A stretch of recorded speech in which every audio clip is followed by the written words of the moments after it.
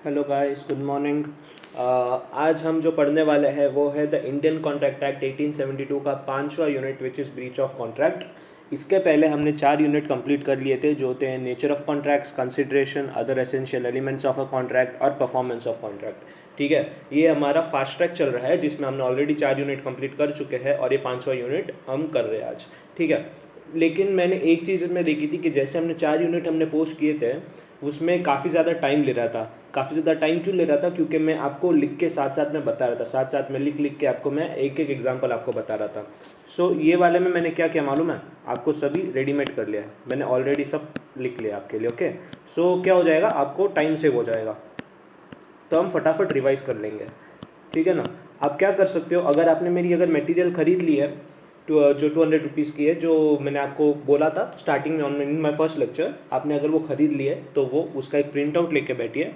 वो print out लेके बैठने के बाद में आप जो जो मैंने जैसे जैसे नोट किए इसमें चीज़ें, वैसे वैसे आप कॉपी कर दीजिए। अगर ऑलरेडी आपने नहीं किया है तो पहले ख़रीद लीजिए एंड उसके बाद में आप लेके बैठ जाना। ठीक है, no issues. And if you are referring some other module तो भी आप नोट्स बना सकते हैं, नो इश्यूज़ फॉर इट।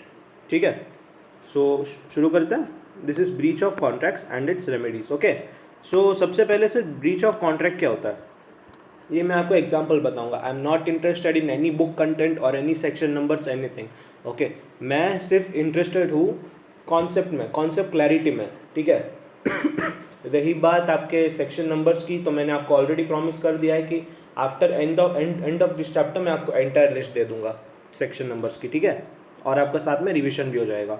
सो ये है, देखो एग्जांपल ब्रीच ऑफ कॉन्ट्रैक्ट का। ठीक है, ब्रीच ऑफ कॉन्ट्रैक्ट में क्या बोलता है, देखो आरके है और राज है। ठीक है, आरके ने क्या किया, sell car for ₹5 lakh to Raj. उसने प्रॉमिस किया राज को क्या, 5 लाख रुपए में कार सेल करने की। कब?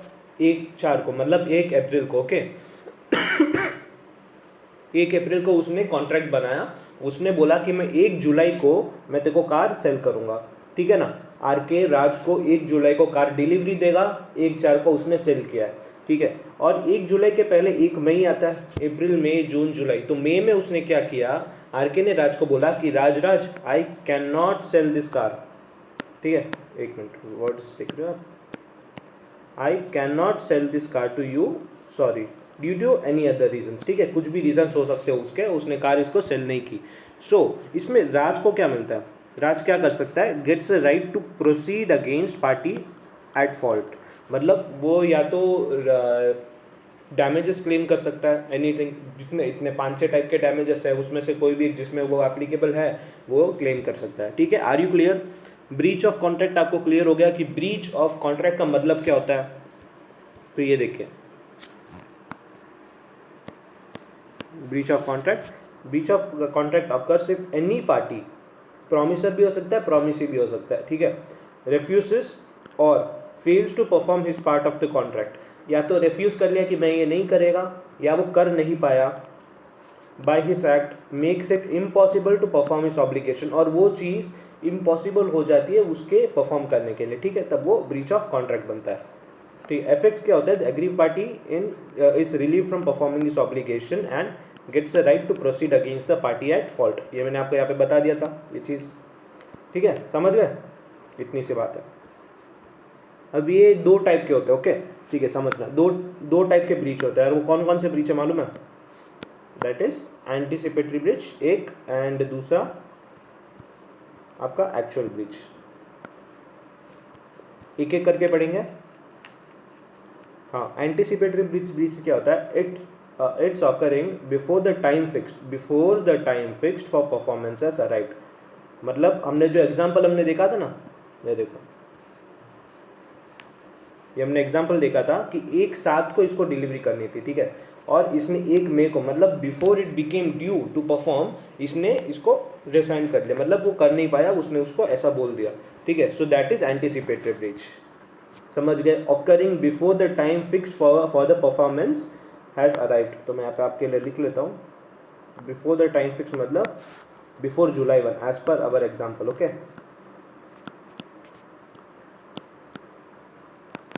as per our example. When the promises refuses altogether the performance promise and signifies his unwillingness even before the time of performance is arrived, it is called anticipatory breach. वो वही बात है, same चीज़. ये क्या हो सकता है? Either expressed by words, spoken or written, and implied by the conduct of any parties. या तो वो लिख के बता सकता है या बोल सकता है ऐसे, and impliedly मतलब understood. ठीक है, इसका मतलब होता है understood कि उसने ऐसा कुछ काम कर लिया कि वो अंडरस्टूड हो गया. लाइक सपोज ए ने बी को बोला था अगर ये कॉन्ट्रैक्ट अगर नक्की है तो मेरे को आज शाम 5 बजे तक कॉल कर लेना. ठीक है, और अगर सामने वाले ने उसको कॉल ही नहीं किया 5 बजे तक तो उसका मतलब इम्प्लाइड है कि वो कॉन्ट्रैक्ट में इंटरेस्टेड नहीं है. ठीक है, दैट्स इट.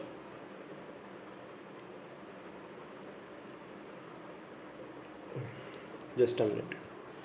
हाँ, और ये एग्जाम्पल जो है ये आप रेफर कर सकते हो. ऐसे ही 2 मिनट देता हूँ मैं आपको, रेफर कर लीजिए.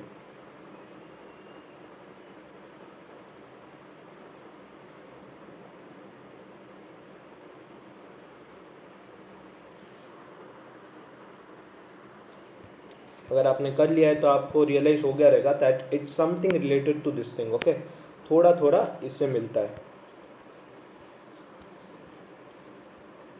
इफेक्ट्स क्या होता है एंटिसिपेटरी ब्रीच का? Either the contract has rescinded and sue the other party for damages, या तो कॉन्ट्रैक्ट को कैंसिल ही कर दो एंड अदर पार्टी को डैमेजेस के लिए sue करो. ठीक है, ही may elect not to resign but to treat the contract as still operative. या तो कैंसिल नहीं करेगा एंड स्टिल इन ऑपरेशन वो रखेगा. ठीक है, and wait for the time for performance and then hold the other party responsible for the consequences of non performance. ठीक है, types of breach of contract का दूसरा वाला है एक्चुअल ब्रीच. एक्चुअल ब्रीच में क्या होता है? A case of refusal to perform the promise on the schedule date. On the schedule date मतलब जब वो शेड्यूल था, कब? 1 जुलाई को. ऑन 1 जुलाई, 1 जुलाई को जब वो कार डिलीवर करने वाला था तभी उसने परफॉर्म नहीं किया. मे बी गाड़ी टूट गई, कुछ हो गया, कुछ भी रीज़न हो सकता है, वो परफॉर्म नहीं कर पाया and that is actual breach. The parties to a lawful contract are bound to perform their respective promises, but when one of the parties breaks the contract by refusing to perform his promise, he is said to have committed a breach. Actual breach may be committed at the time when the performance of the contract is due, which is 1 July, during the performance of the contract. ठीक है, देखो अभी example क्या बोलता है. A agrees to deliver 100 bags.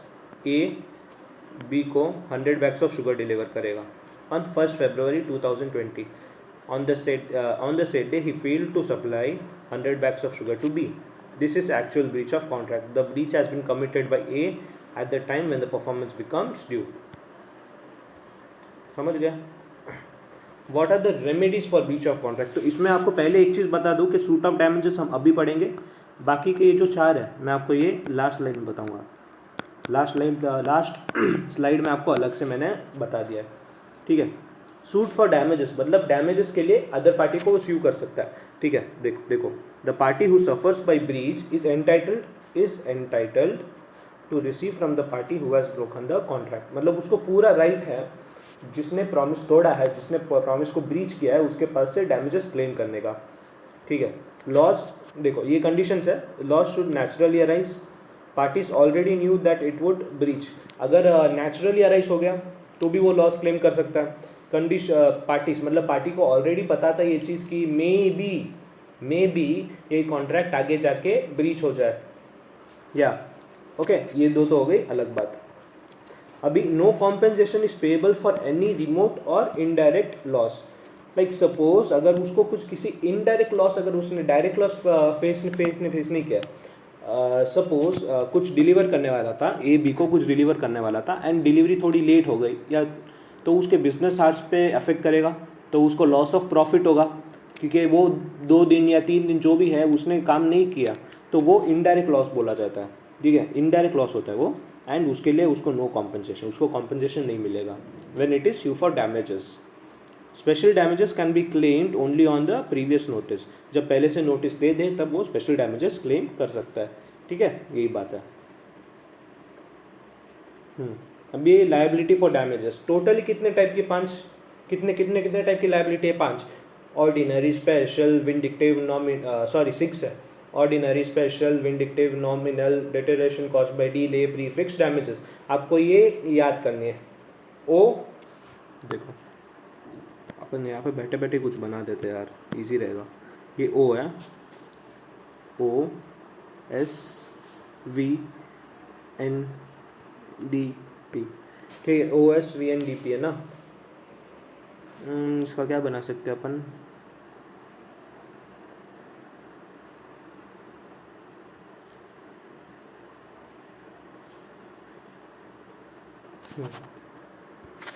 इसको आप बना सकते हो। देखो आपको थोड़ा बहुत याद करना पड़ेगा, थोड़ा बहुत चलता है यार। ओ ने एस से कहा तू मुझे विंडिक्टिव प्लस नॉमिनल डैमेजेस पे कर, ठीक है।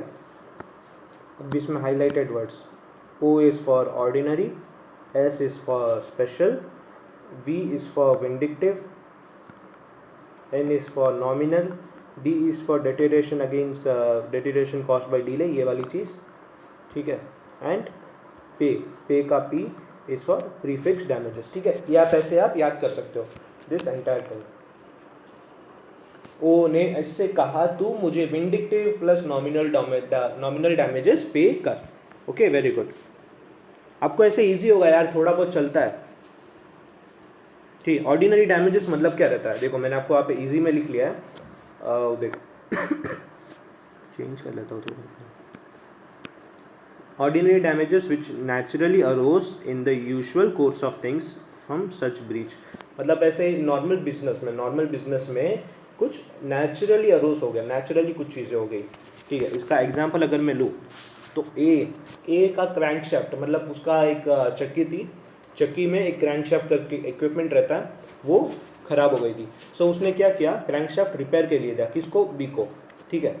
बी ने क्या किया, promises to deliver within 2 days, उसने सर्विस करके 2 दिन के अंदर अंदर उसको रिटर्न करने का प्रॉमिस किया था, ठीक है। बट बी ने क्या किया, डिले कर लिया डिलीवरी फॉर अनदर 5 दिन, मतलब और 5 दिन के लिए उसने डिलीवरी लेट कर दी। तो ये 5 दिन में क्या हुआ होगा,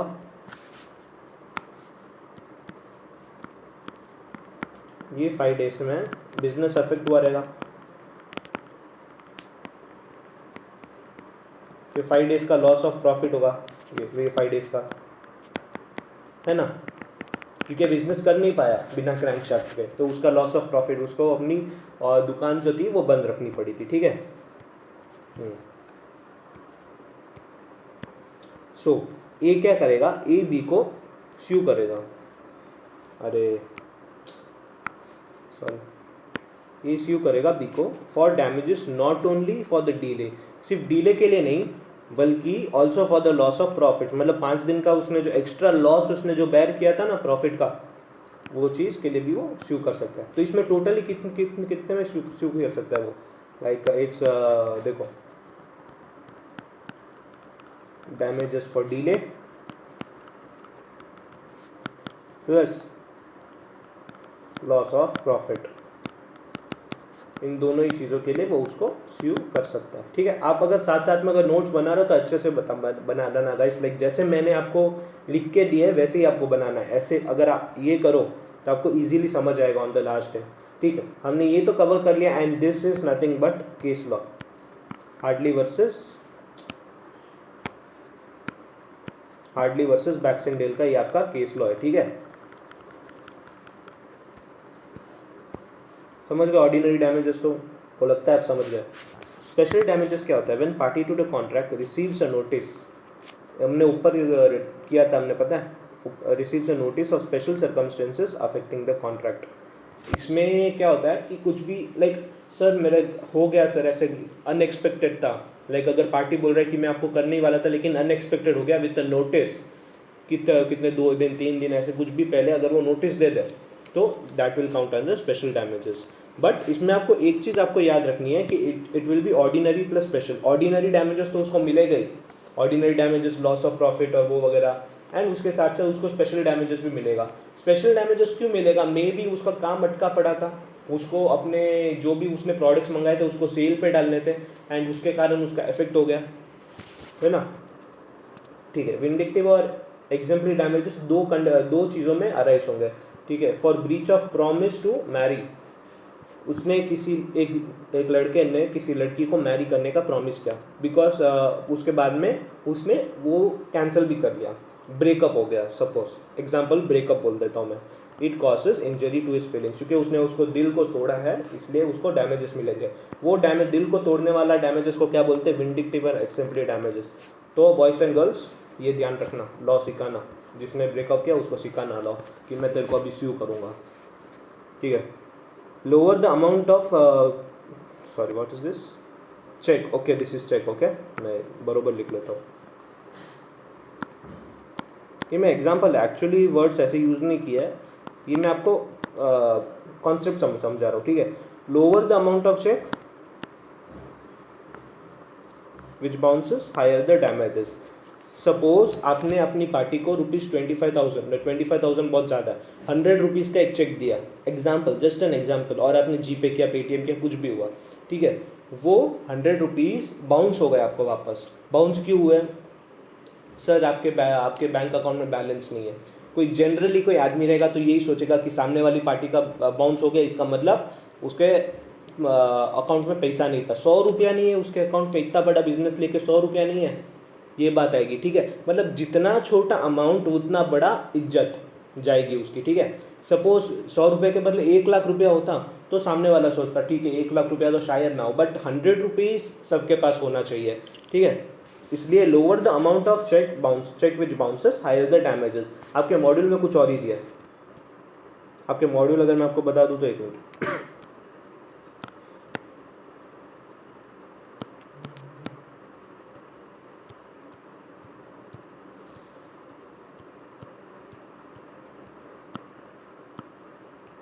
ये मॉड्यूल दिया आपको मॉड्यूल में। ठीक, इसमें क्या दिया है, wrongful dishonour by a banker at his customer cheque because in the case of injury due to wrongful dishonor of the drawer of check is so heavy that it causes loss of credit and reputation to him, loss of credit and reputation to him। ये main है आपका। ठीक है, a businessman whose credit has suffered with an exemplary damages even circumstances unless the damages are alleged and proved as special damages। ठीक है, ये एक case law है आपका, gibbons versus West ministry bank का। ठीक है, ये आपको दिया है, इसलिए मैंने आपको यहाँ पे शॉर्ट में समझा दिया था कि एक्चुअली इसका मीनिंग क्या रहता है। तो अब भी आपको समझ में आ गया कि विंडिक्टिव डैमेजेस दो चीज़ों में अराइज होंगे, कब, एक तो ब्रेकअप और दूसरा जब चेक बाउंस होता है तब। What is nominal damages? Suppose अगर प्लांटिफ मतलब अभी देखो,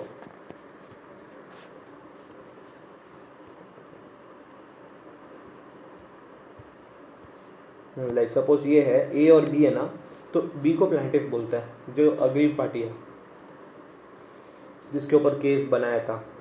ठीक है, सो नॉमिनल डैमेजेस, जब वो प्लांटिफ प्रूव कर लेता है कि मैंने कोई भी रियल डैमेजेस नहीं किए है, कोई भी रियल डैमेजेस मैंने फेस नहीं किया है, तो उस जगह पे जो कोर्ट रहता है वो उसको एक nominal damage, like say some amount 25 rupees, 30 rupees, sometimes more, 2,000 to 3,000, ऐसा केस टू केस चेंज होता रहता है। ठीक है, वो नॉमिनल डैमेजेस उसको देता है।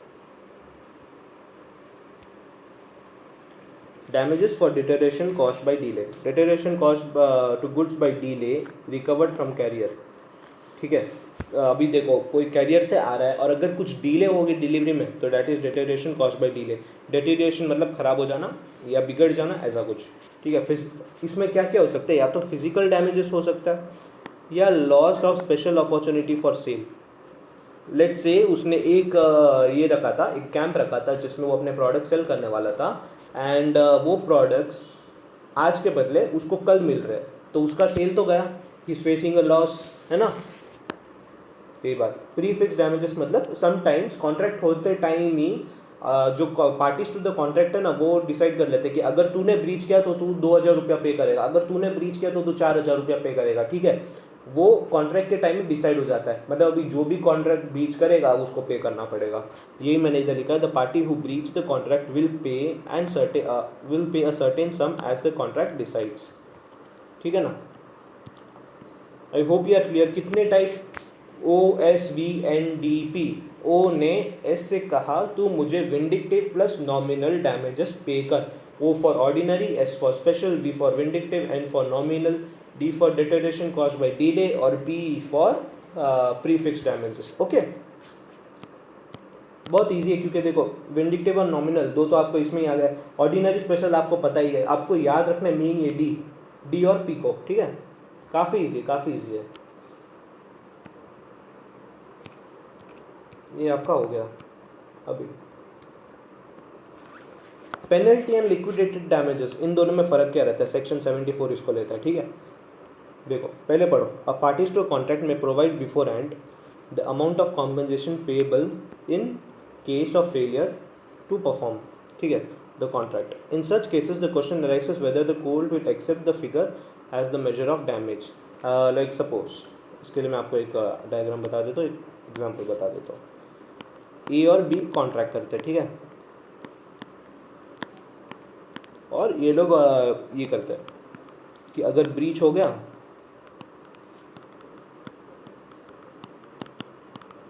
तो I will pay rupees let's say 5 lakhs। I guess 5 lakh आपका डैमेज होगा तो मैं आपको उतना पे करूँगा। ठीक है, ऐसा ये बोलते हैं। देखो प्रोवाइड बिफोर एंड, ये 5 लाख अपने पास रखो। आई गेस अगर लाइक आप पता है, आप है ना घर के लिए आप कैन लेने जाते हो, वाटर कैन। चेन्नई में तो ऐसे, मैं चेन्नई से हूँ, चेन्नई में तो ऐसा है कि अगर आप बाहर अगर कैन लेने जाते हो, एक कैन का कॉस्ट लगता है ₹35। ठीक है, ये कैन लेने के लिए आपको एक डिपॉजिट करना पड़ता है, जो दुकान है उसकी डिपॉजिट करना पड़ता है ₹150 का। लाइक सपोज अगर मेरे से कैन टूट गया तो जस्ट अ मिनट, अगर मेरे से ये डिपॉजिट, मैं फ्लाइट मोड में डाल देता हूँ।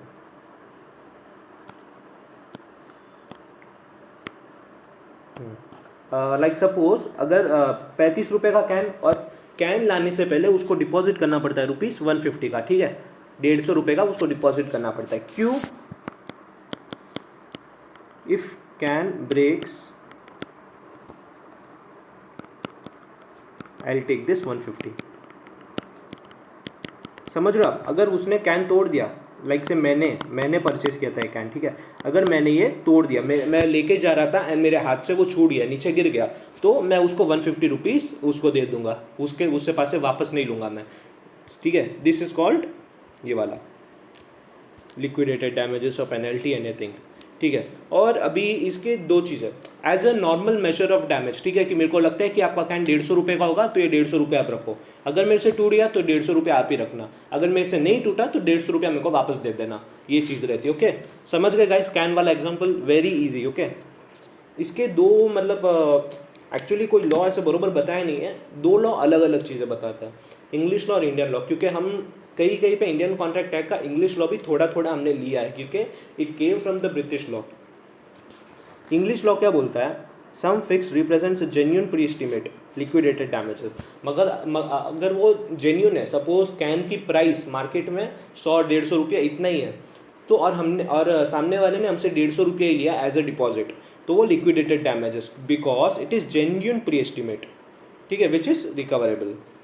ठीक है, sum fixed is unreasonable. Suppose can 100-150 में मिलता है और सामने वाला जो शॉपकीपर है वो हमसे 500 रुपया ले रहा है, तो दैट इज अनरीजनेबल, राइट? वो कमा रहा है, may be he uses for it, so it's a penalty.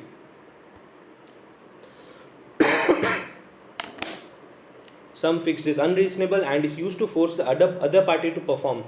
Like मैं तेरे से 500 रुपया लूंगा, अगर मैं तेरे से 150 रुपये का कैन के लिए मैं तेरे से 500 रुपया लूंगा ना, तभी तू ध्यान से लेके जाएगा, वरना तू गिरा देगा। अगर बरोबर मेरे पास कैन लेके आया तो मेरे पास से पैसे ले लेना, अगर लेके नहीं आया तो वापस ले लेना। ठीक है, लाइक सपोज एक बार है ना, मेरे घर पे ये चल रहा था, कॉन्ट्रैक्ट चल रहा था पेंटिंग का एंड घर के रिपेयरिंग वगैरह का ये चल रहा था। सो हमको घर पे एक रस्सी की ज़रूरत थी। ठीक है, रोप, रोप चाहिए था हमको। वो रोप नॉर्मली मिल जाती है एक 400-500, I take an estimate. Okay, ₹400 to ₹500 मिल जाती है। बड़ी वाली मैं जो बोल रहा हूँ, जो सामान उठाने के काम आती है, ठीक है। मतलब मैं जिस मैकेनिक के पास गया, एक छोटा सा एक हार्डवेयर की दुकान थी उसकी, वो हार्डवेयर की दुकान के पास गया, ठीक है, आर के गया हार्डवेयर, उसका नाम था मुत्तू, ठीक है। हम जानते हैं उसको क्योंकि हमारे बाजू में ही रहता है काफ़ी दिनों, काफ़ी सालों से। अरे मुत्तू, ठीक है। और मैंने उसको क्या पता, उसने मेरे को रोप तो दे दी, रोप तो दी उसने मेरे को फ्री में कि तू लेके जा, लेकिन रोप के अगेंस्ट मेरे को 2,000 रुपया पे कर, because this is a penalty. अगर 2,000 रुपये अगर वो लेगा, सपोज कल को जाके रोप टूट गई, ठीक है, रोप अगर आर के लेके जा रहा था, भारी सामान उठाया उसने एंड उसने रोप को तोड़ दी, सो वो रोप अब वो उसको वापस यूज़ नहीं होगी, मुत्तू को वापस यूज़ नहीं होगी, एंड वो उतने में क्या रहेगा, सपोज वो उसको रोप लाने में जो 500 रुपये की होती है, वो उसको 2 दिन लगे, 2 डेज लगते हैं, ठीक है। सो वो 2 दिन के लिए वो जो हायर करता है अपना रोप को, वो बिजनेस उसका चला जाएगा, which is loss of profit again, है ना। सो इस चीज़ को 500 रुपये के लिए जब वो 2,000 रुपया ले रहा है, सो इट्स कॉल्ड पेनल्टी। आपको भी क्या करना है सर, ये देखो, अगर लिक्विडेटेड डैमेजेस है तो कैन वाला एग्जांपल, आर के सर कैन लेने गया था, वो ऐसा हुआ वैसा हुआ, और अगर पेनल्टी है तो आर के सर रोप लेने गया था, ऐसा वैसा, ठीक है, वो आपको याद रहना है, ठीक। इंडियन लॉ क्या है, मेक्स नो डिस्टिंक्शन, उनके लिए लिक्विडेटेड डैमेजेस भी सही है, वो एक ही है, एंड पेनल्टी भी एक ही है। और ये क्या बोलता है, the courts in India award only a reasonable compensation not exceeding the sum so mentioned in the contract. Example देखो, A contracts with B that if A practices as a surgeon in Kolkata, he will pay B rupees 50,000. A practices as a surgeon in Kolkata, B is entitled to such compensation not exceeding rupees 50,000 as the court considers it reasonable. ये क्या है, Indian law, reasonable compensation मिलेगा, ठीक है। ये वाला, A undertakes to repay B a loan of rupees 10,000 by 5 monthly equal installments. 10,000 को ये देगा 2K into 5, 5 month, with a stipulation that in default of payment of any installment, the whole shall become due. The stipulation is not by way of penalty and the contract may be enforced according to its terms. Because मतलब at the end of day वो ले तो रहा 10,000 rupees ना, so it's not a penalty, it is liquidated damages. Are you getting it? Very good. Okay अब मैंने आपको ऊपर वाली स्लाइड में बताया था कि मैं नेक्स्ट ये 4 rescission of contract, suit of performance, ये सब मैं आपको लास्ट स्लाइड में बताऊंगा, तो वो लास्ट स्लाइड ये रही, ठीक है। यहाँ पे भी आपको ज़्यादा इन डेप्थ, मतलब मैंने इतना अंदर से बुक का नहीं लिया है, मैंने आपको ऊपर से सिर्फ कॉन्सेप्ट समझने के लिए लिया है। आपको बुक एक बार डेफिनेटली पड़ेगी। This is a fast track batch, ये आपके रिविजन पर्पज़ के लिए, ठीक है। इससे आपको एकदम कॉन्सेप्ट क्लियर हो जाएगा, क्रिस्टल क्लियर हो जाएगा। वो 4 क्या थे, rescission of contract, quantum merit, suit for specific performance, suit for injection. Rescission of contract का मतलब क्या होता है, cancel the contract and claim damages. Okay, contract को कैंसिल करो एंड मेरे को मेरे डैमेजेस दो, ये रहता है, ठीक है।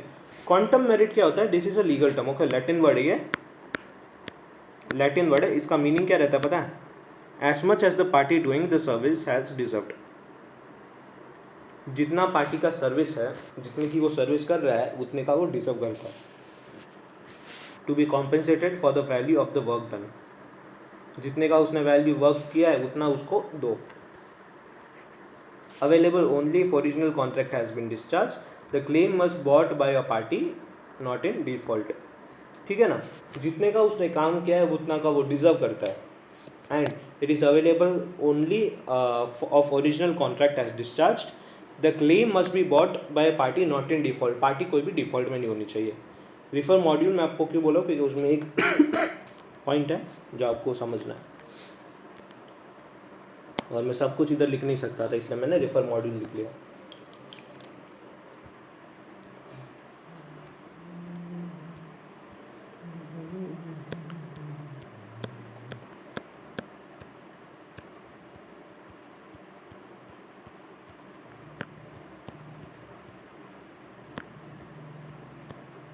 ये वाली चीज़, ये ऊपर वाली चीज़ तो मैंने आपको बता दी कि क्वांटम मेरिट होता क्या। देखो वापस आपको अगर बता दूँ दैट देखो, where one person has rendered service to another in circumstances which indicate an understanding between them that it is to be paid for although no particular remuneration has been fixed, the law will infer a promise to pay। Like उसने जितने की service की है वो हमको implied, हमको समझ आता है कि उतना उसको पे करना पड़ेगा, उस टाइम पे क्वांटम मेरिट अराइज होता है। वो विल अवेलेबल, ये मैंने आपको दोनों चीज़ें बता दी थी। क्वांटम मेरिट का मतलब ये चीज़ आप ये इतना इतना मैंने आपको बता दिया था, है ना। अभी the claim for quantum meruit arises in the following cases. Quantum meruit अपन कभी क्लेम कर सकते हैं because generally quantum meruit is a remedy है, तो अभी अपन क्लेम कैसे करेंगे वो। When an agreement is discovered to be void और when a contract become void, या तो वो एग्रीमेंट वॉइड हो जाता है या उसको डिस्कवर किया गया कि वो वॉइड है। When something is done without an intention to be gratuitously, non gratuitous, gratuitous, free, non free, अगर ऐसी कोई चीज़ रहती है कि उसने फ्री के लिए किया है तो वो नहीं हो, ये क्लेम नहीं कर सकता। अगर कुछ ऐसी चीज़ की है जो it's not for free, which is something understood not done for free, तब वो क्लेम कर सकता है। ठीक है, when where there is an express or implied contract to render services but there is no agreement to remuneration। ठीक है, कुछ सर्विसेज की है बट रेमुनरेशन हुआ नहीं है, रेमुनरेशन सामने वाले ने बोला नहीं है कि मैं इतना लूँगा करके, लेकिन अगर उसने सर्विस की है तो उसको पे करना बनता है। That should be genuine. Okay, when one party abandons और refuses to perform the contract, ये ब्रीच हो जाता है। When a contract is divisible and the party not in default has enjoyed the benefit of part performance। जब contract चल रहा है, आधी सर्विस हो गई तो भी वो उसको कुछ दिक्कत नहीं, उसने कुछ बोला नहीं कि मेरी आधी सर्विस हो गई है, आधी सर्विस उसने कर ली, मतलब contract is accepted. Indivisible contract for a lump sum is completely performed but badly, the person who has performed the contract can claim the lump sum but the other party can make a deduction for bad work। पूरा काम कर लिया, कुछ अगर bad work हो गया तो deduction होगा। एग्जाम्पल देखो, A agrees to deliver 100 bales of cotton to be at a price of ₹1000 per bill. आपको यार ये तो मैं ऐसे ही एग्जाम्पल बता देता हूँ कि जगह नहीं है मेरे पास। ए बी को कॉटन सेल करेगा, कितने के लिए? ₹1000 के लिए। The cotton bales were to be delivered in 2 instalments of 50 each.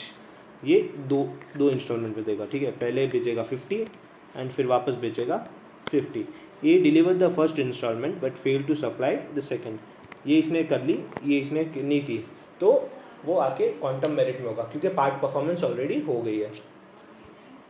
Suit for specific performance, ये मैं आपको वही बताता हूँ वापस।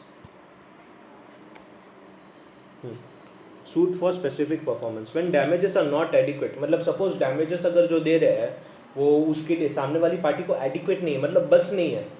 ठीक है, कोर्ट में ask the direct party in breach to carry out his promise according to the terms of contract.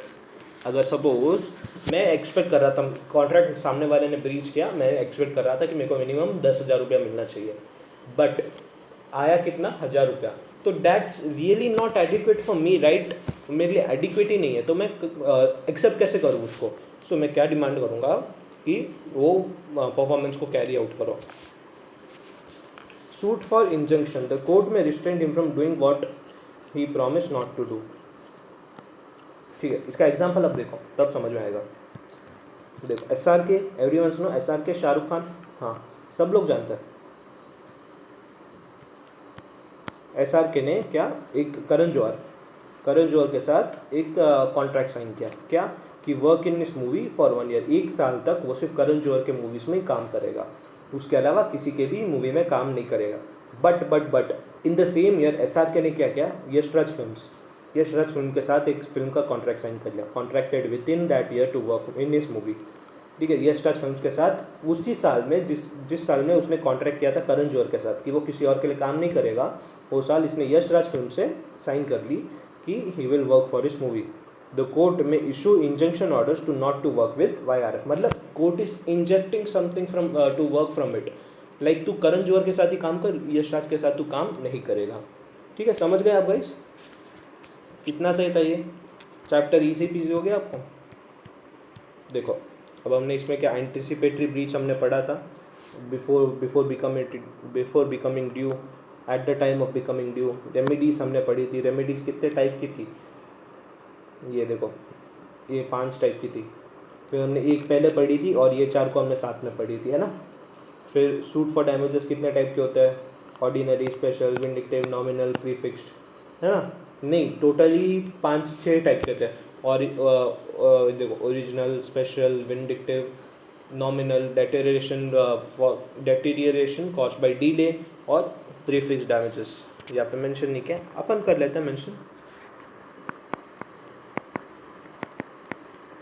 डेटेरिएशन caused by delay,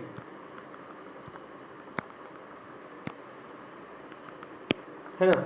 hope अभी आप गाइस क्लियर हो ये चैप्टर से। काफ़ी आप लोगों को ये एग्जांपल्स काफ़ी अच्छे से समझ आ गए रहेंगे। मैंने काफ़ी रियल लाइफ एग्जांपल्स लिए आपके लिए ताकि आपको समझने में भी इजी रहे। एंड ऐसे ही मैं आपको क्या करूँगा, आपको पढ़ाने के पहले, वीडियो अपलोड करने के पहले मैं नोट्स ऐसे मैं करके रख लूँगा ताकि आपको ईजिली हो जाए।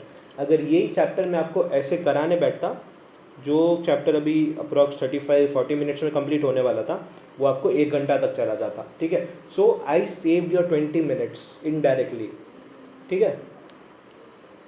तो all the best guys, do well.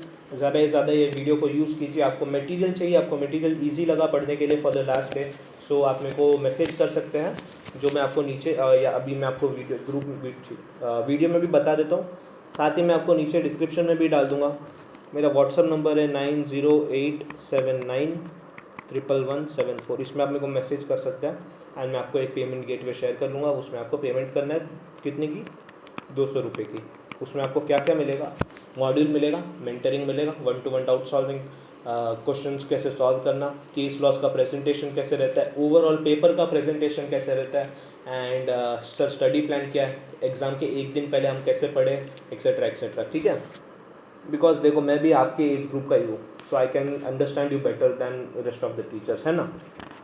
ठीक है, ये तो मेरा व्हाट्सअप नंबर है। अगर इसमें आप कोई बच्चे अगर व्हाट्सअप यूज़ नहीं करते, सो दे कैन मतलब वो मेरे को मैसेज कर सकते हैं मेरे इंस्टाग्राम आईडी पर। मेरा इंस्टाग्राम आईडी क्या है, RISHABH _कोठारी और उसके बाद __। Okay, that's it. Thank you guys.